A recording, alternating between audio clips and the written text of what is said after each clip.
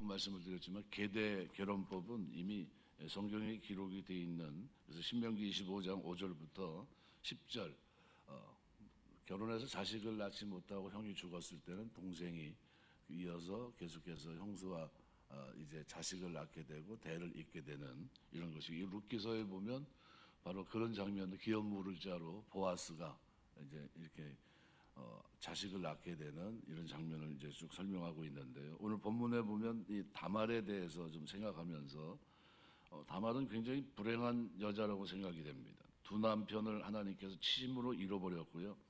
할 수 없이 유다의 세 번째 아들 게대 결혼법에 의하면 셀라와 이제 남편으로 맞이할 수밖에 없는 운명입니다. 근데 유다는 가만히 생각해 보니까 두 아들이 다 죽었는데 아들들의 잘못은 생각하지 않고 며느리 잘못으로 생각을 합니다. 그래서 며느리가 아무래도 문제가 있나 보다 해서 친정으로 보냅니다. 그래서 아들 셀라가 장성하기까지 기다리라고 했지만 사실은 딥나가 이제 주변을 이렇게 환경을 봐도 셀라는 이미 장성했습니다. 아무런 문제가 없는데, 무슨 말이냐면 이제는 형들과 같이 죽을까 염려했던 겁니다. 그래서 다말이 친정에 가서 가만히 생각해 보니까 이게 너무나 속상한 겁니다. 그래서 복수하기로 마음을 먹고, 마침 그 일이 이제 시아버지가 올라왔다는 소리를 듣고 이제 유다와 동침하게 되는 그런 장면인데요. 이 행위도 가증한 것이지만 이 다말의 이 행위 속에는 첫 번째는 불신이 그 속에 담겨 있습니다. 하나님의 계획과 섭리 속에 자신의 뜻을 맡겨야 되는데 스스로 그 문제를 해결하려고 했습니다. 하나님의 때와 방법이 분명히 있다는 것을 우리는 기억하셔야 돼요.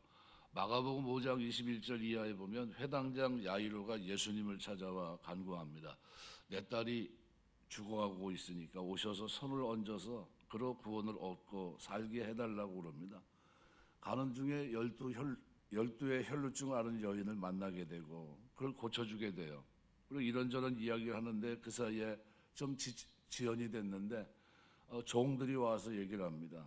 이제 예수님 모시고 오실 필요가 없습니다. 딸이 죽었습니다. 근데 옆에서 소식을 들은 주님은 36절에 그렇게 말합니다. 두려워 말고 믿기만 하라, 이렇게 얘기해요. 우리의 때로는 끝났는데 근데 하나님의 때는 아니라는 거죠. 나사로가 죽었을 때도 우리 주님은 나사로가 잔다 그랬어요. 그러면서 가서 어떻게 해요? 인간으로 볼 때는 장례를 다 치렀는데 그때 깨우고 있어요. 나사로야 나와라 그러면서 불어내고 있거든요. 근데 이 불신, 그러니까 하나님의 계획과 섭리 속에 자신의 뜻을 맡겨야 되는데 그러지 못한 불신이 이 다말에게 있었고요. 두 번째는 이것을 이루는 과정에서의 괴계, 속임수가 있었습니다. 다말은 과부의 의복을 벗었다. 어떤 의복? 사무엘하 14장 2절 보면 상복을 입고 기름을 바르지 말고 하면서 왜곡시키면서 이제 고글하게 하는 장면이 나오거든요. 그러니까 과부의 의복이 구체적으로 어떤 것인지 알 수 없지만 분명한 것은 상복을 입고, 남편이 죽으면 상복을 입고 다니는 것이 관례였던 것 같습니다. 그래서 여인들은 상복을 입었고 기름을 바르지 않았고요. 근데 다말은 과부의 의복을 벗고 창녀의 자세로 변해서 딥나로 가는 길목에서 유다 자신을 속였던 겁니다. 이 결국 세 번째는 결국 유혹하는 죄입니다. 그래서 다말은 시아버지 유다가 양털을 깎으려고 딥나에 온다는 이야기를 듣고 때마침 시어머니가 죽어서 외로운 처지에 있는 유다를 딥나 길목에 서서 유혹합니다. 이러한 유혹이 다말에게 유다가 걸려들게 되는데, 이 장면은 우리가 잠언 7장을 보시면 아주 자세하게 기록이 되어 있어요. 9절부터 27절 기록을 보면 아주 성경이 아주 자세하게 설명하고 있다, 이렇게 우리 볼 수 있고요. 그래서 오늘 이 본문을 이렇게 쭉 보시면서 우리가 꼭 첫 번째로 기억할 것은 성도는 음행에 대해서 호기심조차도 갖지 말아야 됩니다. 며느리와 근친상간을 저지른 유일한 사람이 유다입니다. 물론 유다는 며느리인 줄 모르고 죄를 범했지만 근본적인 원인은 유다 자신에게 있습니다. 14절부터 16절 이렇게 쭉 보면 자신의 양털 깎는 것을 보기 위해 딥나에 올라온 유다는 거기서 얼굴을 가리고 있던 며느리를 창녀로 오해하고 그녀를 불러 동침을 합니다. 이를 밀어볼 때 유다는 아내가 죽은 후에 성적인 욕구를 해결하기 위해서 평소에도 창녀와 동침했다는 것을 우리가 생각해 볼 수 있습니다. 그러니까 다말과 동침하면서도 불붙듯이 일어나는 음욕으로 인해서 상대가 며느리라는 사실을 전혀 눈치채지 못했습니다. 따라서 근친상간이라는 유다의 수치스러운 죄는 목적을 달성하기 위해서 수단 방법을 가리지 않은 다말의 창부적 기질 또는 행동에서 원인이 물론 있겠지만 보다 근본적으로는 육체의 정욕을 제어하지 못하고 창녀로 더불어 관계를 맺는 유다 자신의 방탕함에서 비롯된 것이라고 말할 수 있습니다.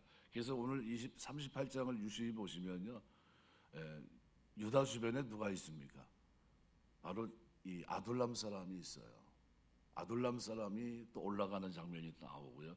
염소 새끼를 가지고 가는데도 그가 또 찾으러 갑니다. 그러니까 무슨 얘기냐면 좋은 친구 만나야 돼요. 좋은 친구.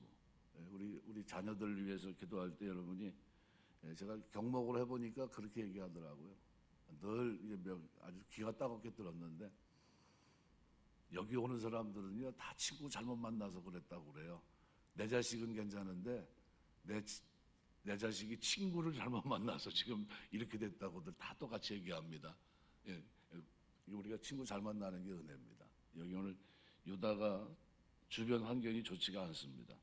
그러니까 육체 정욕을 제어하지 않으면 결국은 문제가 됩니다. 그래서 고린도서 6장 18절에 보면 음행을 피하라. 사람이 범하는 죄마다 몸 밖에 있거니와 음행하는 자는 자기 몸에게 죄를 범하느니라. 에베소 5장 3절 말씀에도 이렇게 말합니다. 음행과 온갖 더러운 것과 탐욕은 너희 중에서 그 이름이라도 부르지 말라. 이는 성도의 마땅한 바니라. 우리가 하지 말아야 됩니다. 그래서 이 육체 정욕을 제어하지 않으면 결국은 죄의 수렁으로 몰아넣게 되고 하나님 영광을 가리게 됩니다. 성도는 육체 정욕을 제어하고 음행에 대해서 호기심조차 갖지 말아야 되고요. 특별히 우리가 사는 현대 사회는 노아 시대와 비슷해요. 노아 시대. 죄악이 관영해서. 그래서 로마가 하루아침에 망한 것이 아니라 매춘으로 인해서 젊은이들이 정신과 몸이 황폐해졌기 때문에 무너졌다고 합니다. 성도는 말씀으로 자신을 경계하고 육체 정욕을 제어하고 음행에 빠지지 않도록 주의하셔야 됩니다. 잠언 6장 25절 26절의 기록도 우리가 참고할 수 있습니다. 그러면서 여기서 꼭 기억할 것은 이 매매춘, 뭐가 그렇게 큰 죄가 될까? 하나님의 형상을 파기하는 무서운 죄악입니다. 이걸 우리가 쉽게 생각하면 별거 아닌 것 같이 생각할 수 있겠는데 그러나 하나님 보실 때 이것은 큰 죄입니다. 신명기 23장에 보시면요. 17절 18절 이스라엘 여자 중에 창기가 있지 못할 것이요 이스라엘 남자 중에 남창이 있지 못할지니 창기가 번 돈과 개 같은 자의 소득은 어떤 서운하는 일로든지 내 하나님 여호와의 전에 가져오지 말라. 이 둘은 다 내 하나님 여호와께 가증한 것이니라. 아주 굉장히 하나님이 싫어하는 죄악입니다. 고린도전서 말씀에도 6장 16절 같은 말씀에 보면 이렇게 표현합니다. 창녀와 합하는 자는 그와 한 몸인 줄을 알지 못하느냐. 일러스되 둘이 한 육체가 된다 하셨나니. 굉장히 안 좋은 이런 쪽으로 얘기를 많이 합니다. 그래서 사람은 타락해서 그 본래 모습을 상당 부분 상실했다 할지라도 창세기 1장 27절 8절을 보시면 거룩하신 하나님의 형상대로 지음을 받았습니다. 또 그 안에 하나님의 형상이 타락해서 무너져 있지만 여전히 하나님의 형상을 소유하고 있는 아주 고귀한 존재입니다. 따라서 돈을 주고 받는 대가로 성관계를 가지는 것은 서로가 상대방에 있는 거룩한 하나님의 형상을 파괴하는 엄청난 죄를 범하는 겁니다. 하나님께서 사람에게 성을 주신 것은 부부가 서로의 사랑을 확인하고 자녀를 낳고 그다음에 번성하면서 이 땅에 충만하도록 하기 위함입니다. 그래서 창세기 1장 28절 말씀대로 성욕은 원래 고결한 겁니다. 그걸 잘못 남용해서 그런 거죠. 우리가 이 사실을 꼭 기억한다면 우리가 부부가 굉장히 중요하다. 가정의 근간이 되는 이 가정이 얼마나 중요한지 꼭 인식하셔야 됩니다. 두 번째는 성도는 왜 이렇게 살아야 되느냐 하면 거룩하고 존귀한 신분을 소유한 자이기 때문에 그렇습니다. 그래서 이 자기의 신분을 잊지 말아야 됩니다. 근데 오늘 18절에 보면 창녀로 변장한 다말이 그녀에게 동침할 것을 요구하는 유다에게 화대를 지불하겠다는 표시로 도장과 끈과 지팡이를 요구합니다. 유다는 그것을 다말에게 넘겨줬는데요. 근데 유다가 넘겨준 이 도장과 끈과 지팡이는 한 집안을 다스리는 가장으로서의 유다의 신분과 권위를 상징하는 겁니다. 근데 이것을 창녀에게 넘겨줬다고 하는 것은 유다가 한 집안을 다스리는 가장으로서 자기의 신분, 귀한 신분과 권위를 소홀히 여겼다는 것을 증거해 줍니다.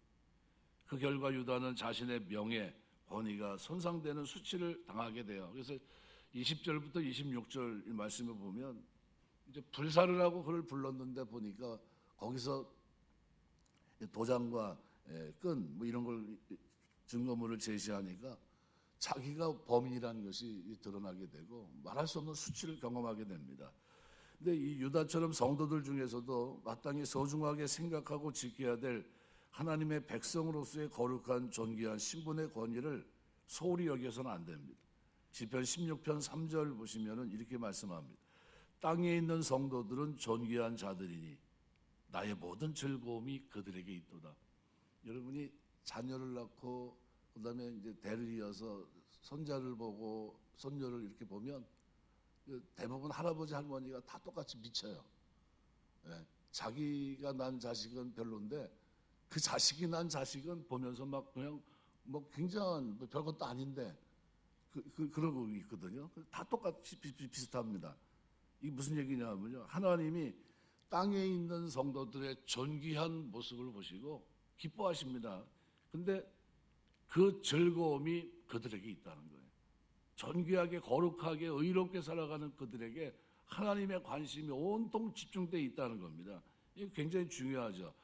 소홀히 여겼다간 세상 사람들에게 손가락질 당하는 사람들이 있는데 이 성도는 그렇게 살아서는 안 되는 존재입니다. 그래서 베드로전서 2장 말씀에 보면 베드로전서 2장 말씀에 보면 9절에 너희는 택하신 족속이요 왕 같은 제사장들이요 거룩한 나라요 그의 소유가 된 백성이니 이는 너희를 어두운 데 불러내어 그의 기이한 빛에 들어가게 하신 이의 아름다운 덕을 선포하게 하려 하심이라.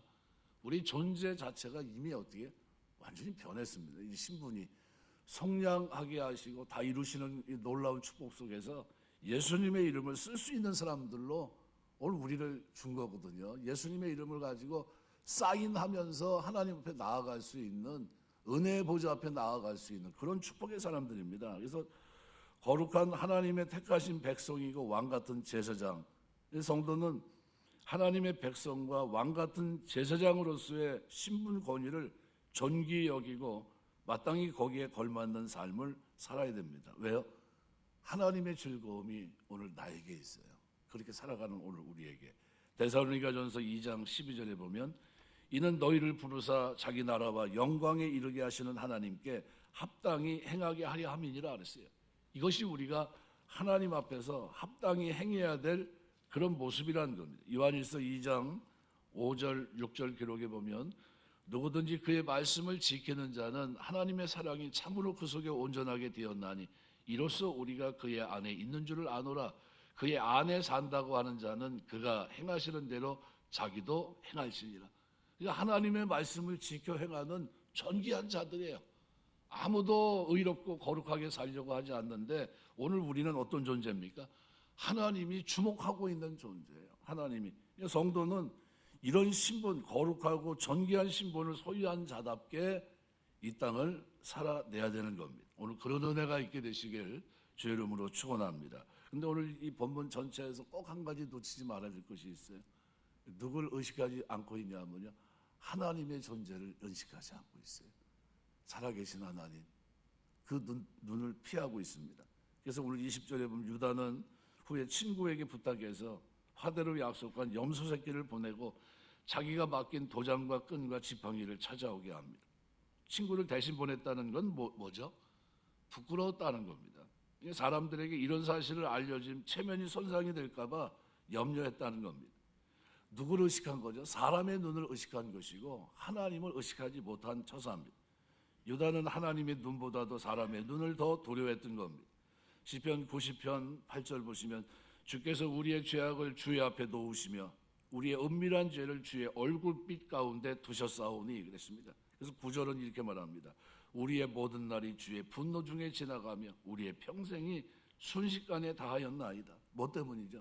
죄 때문이에요. 하나님 눈앞에 그 앞에서 행했던 그 죄로 인해서 우리의 모든 날이 주의 분노 중에 지나가고 우리의 평생이 순식간에 다했다는 건 뭐죠?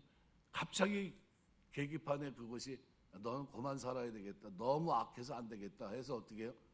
데려가신 거. 원래 연수가 있는데 정한 연수가 있는데 악인의 연수는 어떻게 된다고요? 짧아지느니라. 점점점 줄어진다는 거예요. 시편 130편 3절 여호와여 주께서 죄악을 감찰하실진데 주여 누가 서리이까 그랬고요. 잠언 16장 2절에 보면 사람의 행위가 자기 보기에는 모두 깨끗하여도 여호와는 심령을 감찰하시느니라. 오늘 이 말씀을 우리가 기억하시면서 우리가 왜 이렇게 됐을까? 이유는 딱 한 가지입니다.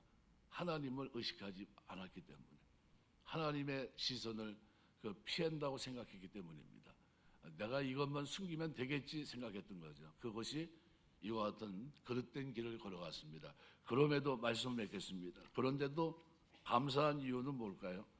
다른 이유보다도 하나님이 이렇게 인간적으로 보면 내세울 것이 하나도 없어요. 하나님 앞에 뭘 내세울 수가 있습니까?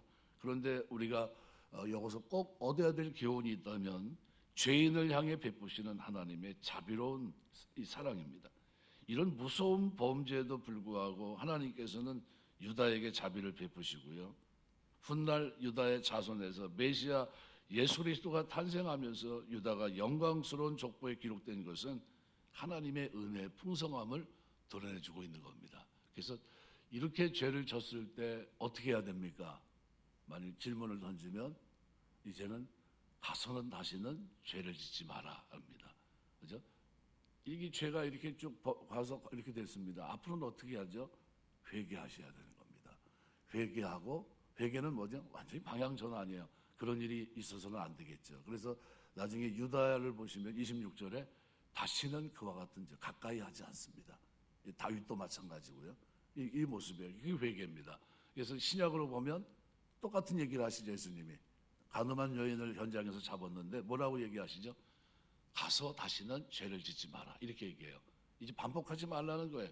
회개하고 회개된 삶을 유지하며 이 땅을 살아야 될 것을 말씀해주고 있는 겁니다. 우리가 신앙생활하면서 유다의 죄, 이 범죄 속에서 오늘 하나님의 은혜를 우리가 보셔야 되고요. 다말의 죄악, 그리고 내일 아침에는 유다의 죄를 한번 더 곱씹어 보면서 우리가 이 장면이 현대를 살아가는 오늘 우리에게 얼마나 중요한 장면인지를 인지하고 살아가면서 하나님 앞에 살아갈 수 있는, 그 앞에서 눈을 의식하고 살 수 있는 그런 아름다운 삶이 오늘 저와 여러분의 삶 속에 충만하게 넘치게 되시기를 주의 이름으로 축원합니다. 기도하겠습니다.